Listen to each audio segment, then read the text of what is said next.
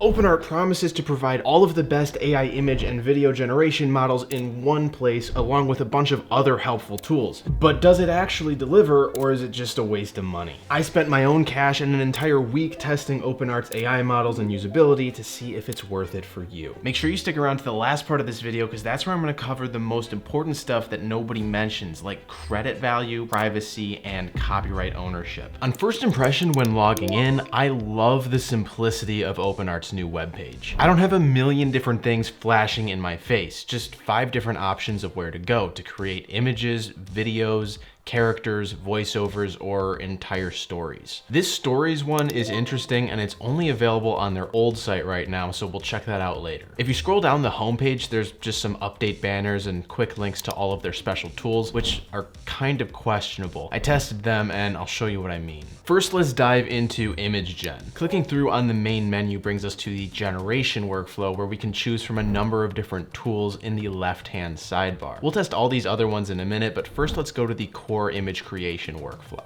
Again, just like the home screen, this is a really refreshingly clean user interface. You've got your prompt box and all of the other settings that you need, including the ability to run multiple iterations at once over here on the left, but it doesn't feel too busy. They also make the prompting process super easy. They have an auto polish feature for prompts, which uses AI to convert your prompt to one better optimized for like a better result, which is typical of a site like this, but it's still nice to see. You can also just click and drag any of your past generations from the right side into the prompt box if you want to use it as an image reference, which again isn't unique, but just kind of adds to the overall feeling of polish to the experience. As far as the model selection goes, all of the major and minor ones are here, including of course Nano Banana Pro, and they've got Seedream 5 on the way. I think Seedream 5 comes out tomorrow, so by the time this is posted, it'll be on OpenArt. Before we go test all of the bonus tools, I want to highlight one feature that I think OpenArt kicked out of the park, and that is their character creator. Creating and using consistent characters is a key feature of new models like Nano Banana Pro and Clink 3. The concept is you upload a bunch of images to your AI site, then they use those images to create a character profile of whatever individual you uploaded. And then you can just use an @ tag to mention any of your characters and create new images and videos starring them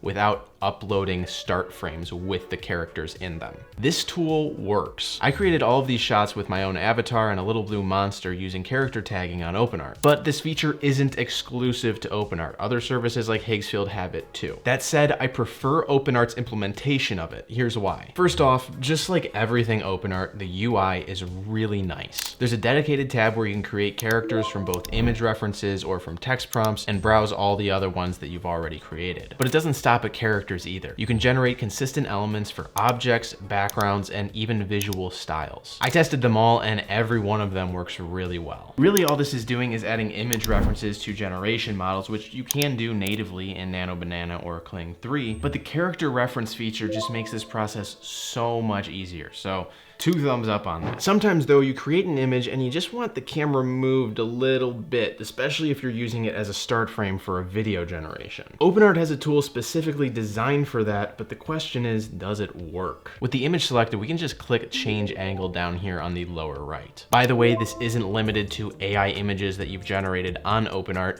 You can also just go to the main generation page and open up this tool from the left side menu and upload any image that you want. Let's try to take this shot of a match between this wrestler and my little blue monster and generate new angles of the scene. I'll change the right-left rotation to +60 and then the up and down to +45. Now there's 2 modes down here. Let's try them both. Well, the first one is clearly lower quality, but honestly, neither one of these is really all that great. Even on ultra mode, there's a lot of smoothing and detail loss going on over the entire image, and that is super obvious here on the monster. The crowd is very sloppy too. This just looks like GameCube graphics. Just like Higgsfield, you can also generate a bunch of angles at once, so let's try that out. I mean, yeah, you've got a bunch of different angles and some of them are very similar to each other. But again, the quality just isn't there, which actually makes me think, what if we just try using Nano Banana Pro to create a new angle? I'll just import the image here and then tell it I want an over the shoulder shot from behind the wrestler. Now, mind you, this method is twice as expensive. Nano Banana Pro costs 40 credits while a new angle with the angles feature only costs 20. But obviously that doesn't matter if it gives you a much better result. And yeah,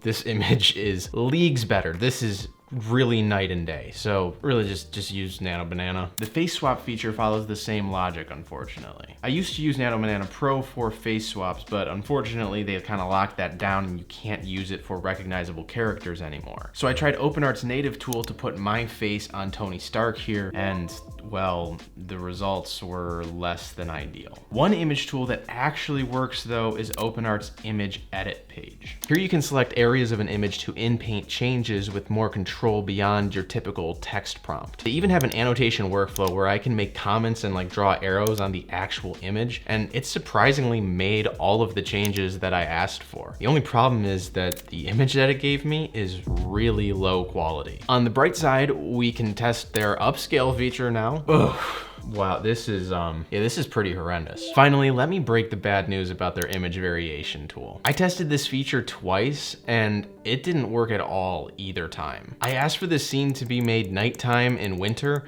and these are the two results that I got. Yeah, it's really bad. So the verdict on OpenArt's extra image tools: just use Nano Banana Pro or Seedream 5 when that comes out, because it's gonna be out by the time this video is posted. And if Seedream 5 is out, that means that Seedance 2 is also at least soon going to be on OpenArt. I think they keep pushing back that release date, but that's also kind of a good segue into talking about video. Just like the image generation options, OpenArt has the most powerful video generation models out there, and they just keep updating them whenever new ones come out. As of recording, we're looking at Kling 3, Grok Imagine, Sora 2, and plenty more. And just like images, the user interface is really nice and simple without sacrificing any of the controls needed. The text to video UI also has that auto polish feature to improve your prompts, which is again pretty typical but nice to have. They also have an image to prompt feature, which will generate an entire prompt for a video based on the start frame that you upload, which is great if you just like aren't sure what to say. After generating over a dozen videos here over the course of a number of different days, mostly with Kling 3, which is one of the more in demand and kind of less reliable models, I have never had a generation time out on me or fail. And the wait times for those generations seem to be pretty similar to any other site like this that I've ever used. However, if you want to see a deep dive comparison on image and video generation times, then let me know down in the comments and I'll do one sort of similar to the one that I made about the generation costs. I'll kind of break out that spreadsheet and put my head through a wall again for you guys. OpenArt has surprisingly even more extra video-centered tools than they did image tools. I don't think everybody's gonna use all of these by any stretch of the imagination, but I did so that I could give you a rundown on the ones that work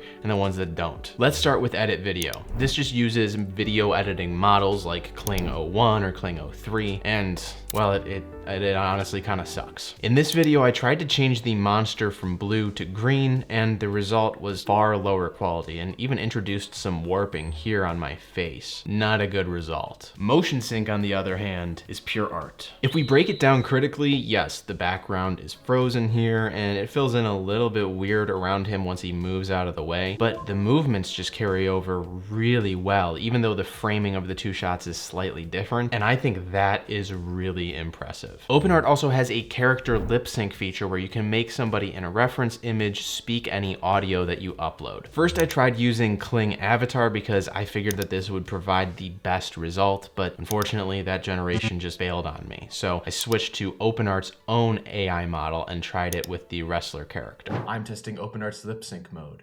Let me know in the comments what you think of the result. Okay, maybe that was just like a bad use case. Let's try a really clear close-up. I'm testing OpenArt's lip sync mode. Let me know in the comments what you think of the result. Yep, it's still pretty bad. Definitely not synced right. The replace character tool actually worked pretty well for me though. I swapped out this guy wearing the fedora walking down the street for the wrestler character, and the AI nailed pretty much everything. There's still some minor warping going on when objects pass in front of him, but overall I would call this a success. The next tool, Extend Video, wasn't really any good. I wanted to turn that original 5-second video of the man walking down the street into a longer 10-second clip where he continues walking down the street and then stops at a crosswalk. Unfortunately, with the video extend, there's just a really clear cut right here where the video starts to be extended, and the rest of the generation is super sloppy. I don't even know what's going on here. Adding sound effects to video with OpenArt also isn't that great. I tried to add audio to this boat scene, which I had originally generated silent. The result was mixed.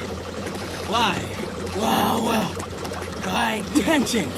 Backed in. I mean, the motor and water noises all sound okay, but I didn't ask it to give me any dialogue for the monster. And honestly, you'd probably just get a much better result in less time, or at least the same amount of time, by manually editing and adding sound effects to this clip in an editing software. Finally, I tested OpenArt's Restyle video feature. This is actually a pretty cool interface. They have all sorts of different creative styles to choose from, Pixar to sketch to anime. And I recreated this boat scene in a Ghibli style, or Ghibli, if that's how you pronounce it. I don't know, no disrespect. The result was actually really good, but there's one big issue with the process. This 5-second clip took over 25 minutes to render. That's ridiculous. Now, if you're trying to convert real footage to an animation style for like some big project, then maybe the wait time is worth it for you. But if you're thinking of just creating AI generated footage into an animated style, then you're much better off just creating a new start frame with that style embedded into it and regenerating the whole video. It would save a lot of time. Okay, that was a lot. Overall, the video models are all here on OpenArt, but I don't think any of those extra tools really provide any sort of selling point or usability at all, unless you're doing like a conversion from real footage to the restyle of like anime or something like that, and you really don't care about waiting a super long time for the results. Now let's move on, quickly touch on OpenArt's voice generation features, and then see how they try to pull all of these tools together on their story page. OpenArt's voice generator is a nice tool to see because this is surprisingly something that their biggest competitor, Higgsfield, doesn't feature. They have voice models from 11 Labs and Minimax, which are actually like just the best ones on the market right now, so that's cool. And you can use them for text-to-speech generation, so you're creating audio from scratch, or you can do speech-to-speech generation where you're changing your own voice and dialogue with the available voice models. And there's a lot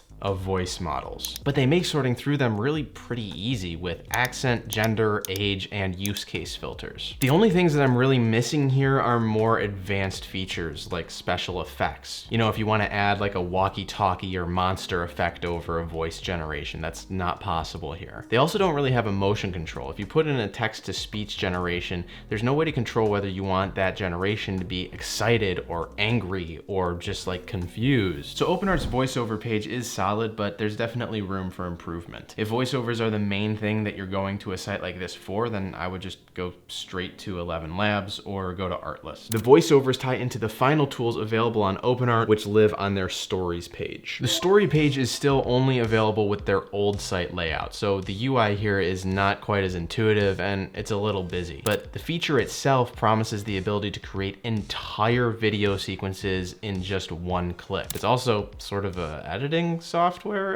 Let's just start by creating a character vlog of my little blue monster. I'll select little blue from the character picker and then say @littleblue explores the streets of Paris. Under advanced settings, I'm going to choose Nano Banana Pro as my image model and Kling 2.6 for video. Now we can either preview a storyboard of the video or just generate the video. Let's check out the storyboard. So it took about a minute and now I've got a full storyboard of a number of different shots that have been generated for the video. Here you can change the prompts, retry the image gen, or just adjust what you want the video prompt to be. All of this looks pretty good to me though, and the whole point is that you can just do one click. So let's just generate the video.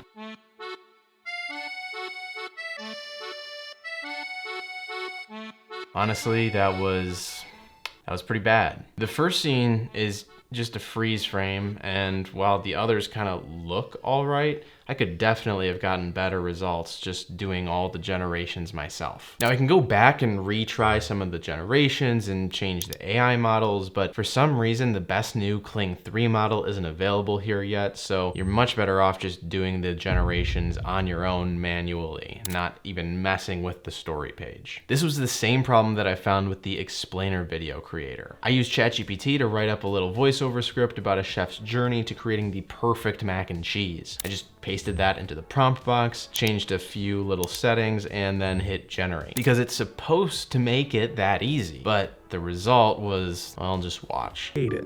First batch, too stiff. Second, cheese soup. Third, somehow crunchy. And don't even get me started on the ASMR video creator. You want to know how much that video cost me? 1,800 credits. Please hit the like button. These story creations aren't cheap, and if I'm going to trust AI and hand over control, they really need to do a good job. But how expensive were these generations actually? On OpenArt's Infinite plan, which is the most popular, and this is what I'm using, you get 24,000 credits per month for $28, which means that one credit is worth about 0.117 US cents. When compared to their competition, OpenArt is actually consistently the cheapest option for individual generations, costing 5 cents for a single Nano Banana Pro image and just 47 cents for a 10-second Kling 2.6 video. Unfortunately though, they don't run as many unlimited generation promotions as other sites. So the true value depends on whether you plan on taking advantage of unlimited generation models or whether you just want to have typical like credit usage generations. This is a huge topic, so I have a whole video dedicated to breaking down the pricing structure of all of these different AI sites and revealing which ones are the most expensive and which ones are the cheapest for your standard generations. If you're interested, I'll link that at the end of this video, but suffice it to say for this one that OpenArt is generally the cheapest on a single generation basis. Being inexpensive doesn't matter one bit though if you have bad privacy and ownership rules, so let's take a look at those too. The first thing that I'm very happy to see is that OpenArt does not use any of the images that you upload or create for training their models. This is a huge thing if you value privacy or if you're working on any NDA related materials. They also state that while you're able to publish your creations to their community, all creations are defaulted to private, which is awesome. I would expect that, but awesome. And as far as copyright goes, you can use any images that you create for commercial purposes if you so wish, and OpenArt doesn't claim any ownership of them. Of course, standard copyright law still applies here. I mean, you can't just like go create an image of Mickey Mouse drinking your new coffee and then blast it over social media and not expect Disney to hit you with a cease and desist. Regardless, everything I'm seeing in this section from OpenArt are good things, and it's really important if you're using it for commercial purposes or for, like I said, NDA related stuff. These are all really good things to see from a site like this, and they mean that OpenArt gets a solid 2 thumbs up on the subject of privacy and copyright. So in the end, who is OpenArt for? OpenArt has all of the core AI generation models that you could ever want, but they don't really have any helpful bonus tools. This is kind of a catch-22. If you like all of the extras, then you'd probably be better off going with something like Higgsfield. But if you like a much more simple structure to the site and you don't like all of those things clouding up your creative interface, then OpenArt could be a really good option for you, especially if you don't care about unlimited generations. If you're curious about unlimited generations, like what those are and if they even work, and you want to see a full pricing breakdown and comparison between all those different sites like I just mentioned, then you should watch this video right up over here. I lift the veil on all of the credit system in this one.